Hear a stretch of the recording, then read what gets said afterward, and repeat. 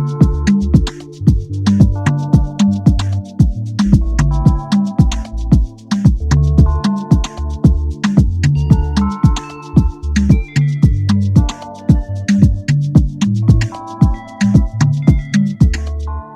have news now to report involving our network. CNN President Jeff Zucker has just resigned after disclosing a consensual relationship with a colleague. Jeff has led our company, led CNN for the last 9 years. Joining me now is CNN chief media correspondent, host of Reliable Sources, Brian Stelter. Brian, what more do you have? As you said, Kate, Zucker's been a larger-than-life figure at this news organization for nearly a decade, a pioneering figure. And now his resignation is stunning this newsroom and the news industry. Now, let me read you his memo in full and then put it into context for the viewers. He wrote to staffers a few minutes ago, quote, as part of the investigation into Chris Cuomo's tenure at CNN, Cuomo, of course, fired last month, Zucker says, I was asked about a consensual relationship with my closest colleague, someone I have worked with for more than 20 years. I acknowledged the relationship evolved in recent years. I was required to disclose it when it began, but I didn't. I was wrong.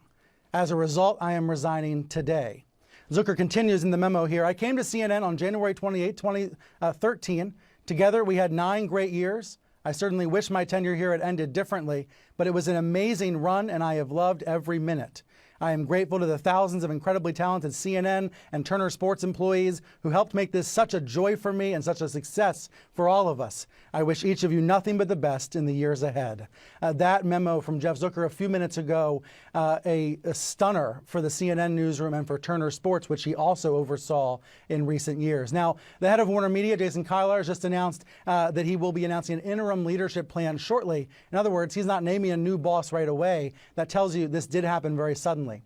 The key detail not included in the Zucker memo is the name of his colleague. He refers to a consensual relationship with his closest colleague.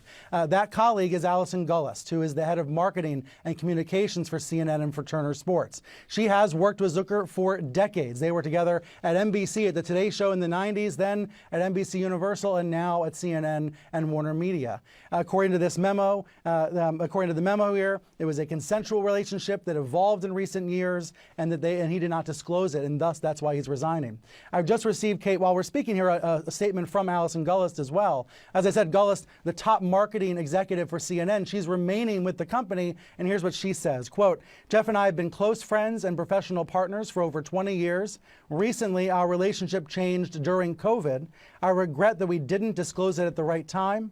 Gollust going on to say, I'm incredibly proud of my time at CNN and look forward to continuing the great work we do every day.